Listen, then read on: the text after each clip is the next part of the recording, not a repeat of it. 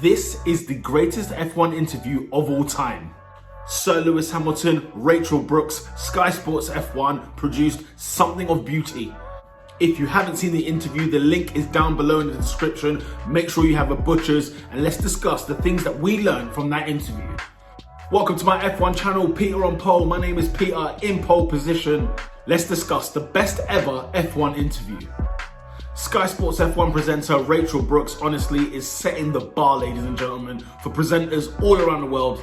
She is setting the bar for not just women, but for all. She starts off with a very strong question, hard-hitting question. Sir Lewis Hamilton, ...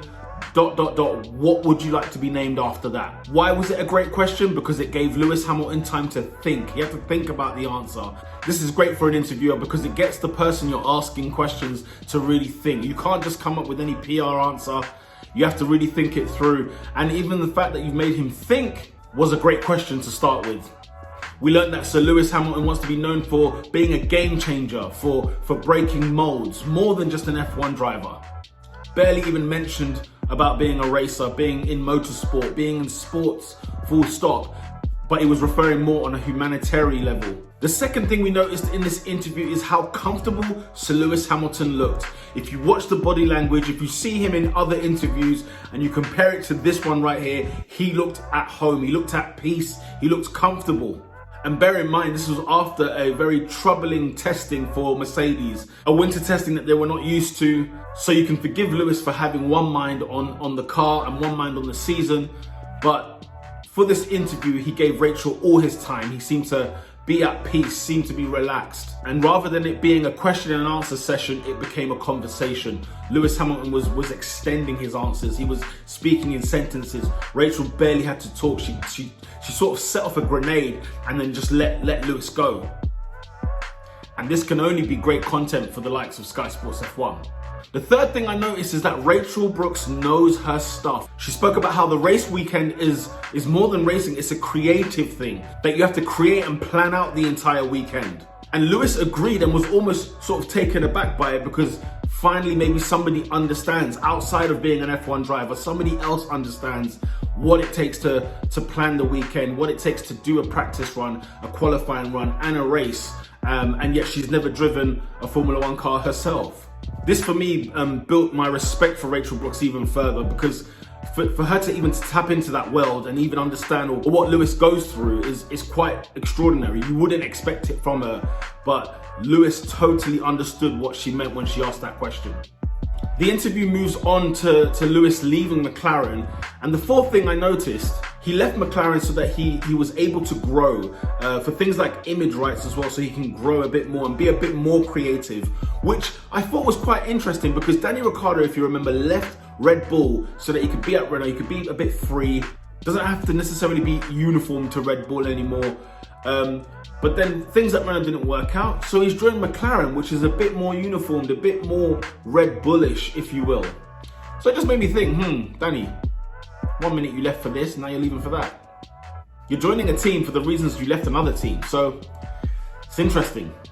Following on that leave from McLaren, Rachel alludes to the fact that maybe this was the bravest decision, his bravest year in Formula One, joining Mercedes in 2013.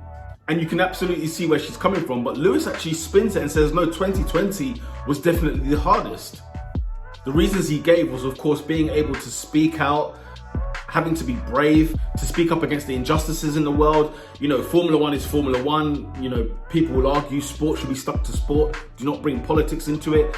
But Lewis Hamilton was standing on podiums with controversial t-shirts in some eyes, supporting ethnic minorities, supporting women, supporting sexualities, supporting all kinds of things. And what's brilliant is that Lewis uses this example to Rachel. Don't you understand? Don't you see what you're having to overcome? Look at the things that you're battling as a woman in the world, as a woman in sport and a woman in motorsport for that matter. Some of the barriers and hurdles that she's had to overcome.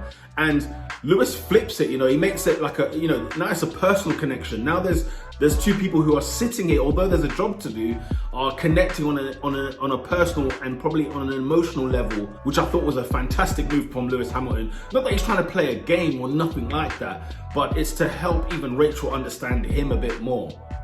Rachel then makes the point there's not enough compassion in the world. And Lewis couldn't even make it any better. He said, you are bang on. There is no other way I can phrase what you've just said.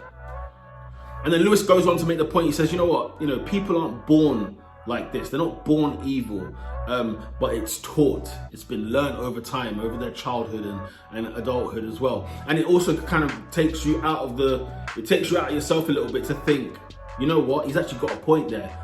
People are not necessarily wake up and are racist straight away, are homophobic, are, discriminating against women, religions, whatever it may be.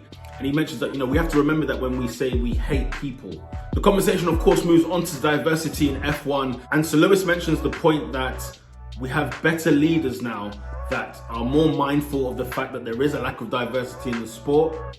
So over time, hopefully, things will become better and better as time's gone on. Formula One has a long way to go, but it's making the right steps. Might be small steps, but it's at least heading in the right direction. At least we're not ignoring it anymore, which you could easily blame the sport for doing.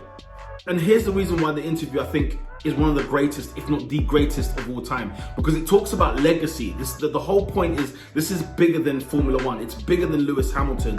This is about people living a life and leaving a legacy behind. No matter what field you're in, no matter what sport you're a part of, or any way of life. For Lewis Hamilton, it's more than about winning races. It's more than about winning championships.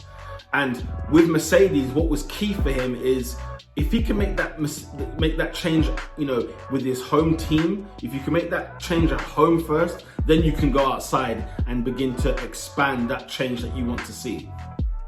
He wants to be remembered for more than being a Formula One world champion, not just a good racer, but fighting for something that is much bigger than him. That's what he wants to be remembered for. That's what he wants his kids to remember him by. That's what he wants his nieces and nephews and grandkids and so on.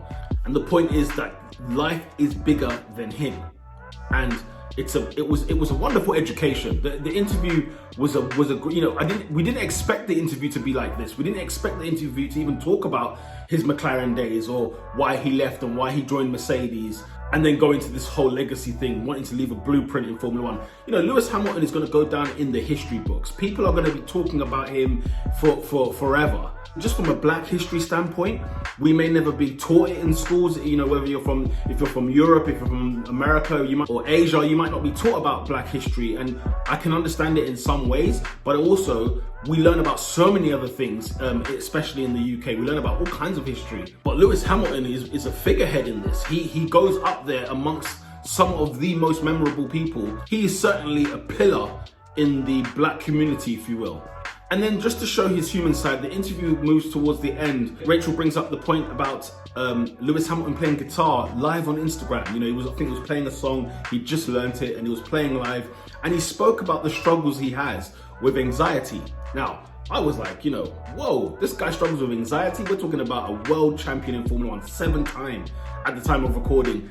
This is a man who exudes excellence. He even in his last race, he was somebody who just, if it wasn't perfect, it was very close to being perfect. And he was taken aback by the fact that people wanted to hear him play the guitar. Now I can hear the cynics already. Oh yeah, he's just saying that. Obviously he knows he knows people want to see him do anything. If he was eating an apple, people would want to watch it. But the fact that he struggled with even playing with it, at some points in the Instagram live, he was sort of like, oh, why did I choose this song? Because he just didn't feel comfortable, he didn't feel good about playing it, but people obviously were showing all kinds of love. But just the idea that he gets nervous, that he is anxious all the time, he struggles with anxiety, he says. He's a normal human being. He's your everyday bloke, if you will. And it kind of just sort of, it brought this interview full circle. It kind of made you think, it was a short interview, 15, 16 minutes, if that. But it was amazing how relatable he was. He speaks for the minority, whether that's in race, in gender, whatever it may be, human beings, humankind, right? He speaks about being nervous. He speaks about being anxious. He speaks about creativity. These are so many things people can relate to. And it was just, I don't know whether or not Rachel knew what she was getting into, or even what Lewis Did he knew what he was getting into?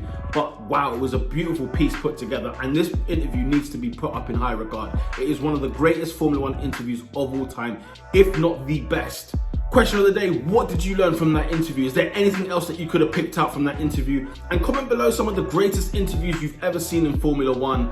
Put the link in the comment below as well so that I can watch and we can interact and have a conversation. Thank you for making it this far into the video. If this video gave you any value, please hit the like button. And if you're not subscribed already, what are you doing? If this is your kind of thing, if you like to hear all things about Formula One, then please hit the subscribe button. I want to give a big shout out to Rachel Brookes and to Sir Lewis Hamilton and everyone involved in this interview. It was well done, it was well written, it was well directed. Brilliant questions from Rachel Brookes, fantastic interviewer, deserves all the plaudits that she can get. It was a fantastic interview, a fantastic piece. I thoroughly enjoyed it. And like I said, the interview is linked below in the description, so make sure you have a butcher's. With that said, people, lights out.